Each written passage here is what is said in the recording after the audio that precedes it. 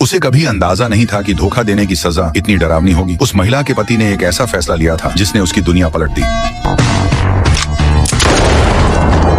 होश में आते ही महिला का दिमाग सुन्न हो चुका था। घबराहट में उसने अपने पति को जमीन पर धक्का दिया, लेकिन उसका पति उसे भी खींचकर नीचे ले आया। आगे सरकते हुए महिला को एहसास हुआ कि उसका हाथ हथकड़ी से उसके पति से बंधा है। जितना भी जोर लगाया सब बेकार गया। वह फर्श पर बेबस बैठी मदद के लिए चीखती रही। कुछ देर बाद महिला ने खुद को संभाला और पुलिस को फोन करने की कोशिश की, लेकिन नेटवर्क नहीं था। उसके पति ने पहले ही सिग्नल कट कर दिया था। पास पड़ी वही बंदूक महिला ने उठाई जिससे उसके पति ने खुद को गोली मारी थी। उसने हथकड़ी पर निशाना साधकर कई गोलियां चलाई, मगर सब खाली निकली। महिला ने लाश को घसीटकर अलमारी तक पहुंचाया। उम्मीद थी कि वहां साफ कपड़े मिलेंगे, लेकिन अंदर सिर्फ एक शादी का गाउन था। उसके पीछे एक बड़ा सा सेफ दिखा जिसे महिला ने नजरअंदाज कर दिया। उसने अपने पति की शर्ट पहनी, शादी का गाउन उसकी लाश के नीचे बिछाया और उसे सीढ़ियों की ओर घसीटने लगी। सीढ़ियों पर फिसलकर वह महिला लाश के साथ नीचे गिर पड़ी। जब वह किसी तरह उठी तो बाहर सिर्फ बर्फ से ढकी वीरानी थी। चारों तरफ सन्नाटा, दूर दूर तक कोई इंसान नहीं। तभी सब समझ में आया। पिछली रात सालगिरह पर उसका पति घंटों ड्राइव करके इस सुनसान झील किनारे के केबिन में आने पर जोर क्यों दे रहा था? उसने महिला की आंखों पर पट्टी बांधी थी, कहा था कि सरप्राइज है। असली वजह यह थी कि वह भाग न सके। अब वह महिला जमी हुई बर्बादी में फंसी थी। भूख से मरे या ठंड से, दोनों ही मौत थी। उसे एहसास हुआ कि उसका पति चाहता था कि वह धीरे धीरे तड़पकर मरे, लेकिन वह नहीं जानती थी कि बदले की योजना अभी शुरू ही हुई थी। बाहर जाना नामुमकिन था, इसलिए महिला लाश को फिर से अंदर घसीट लाई। फूलदान में छिपा उसका फोन मिला, मगर रात भर पानी में पड़े रहने से वह पूरी तरह खराब हो चुका था।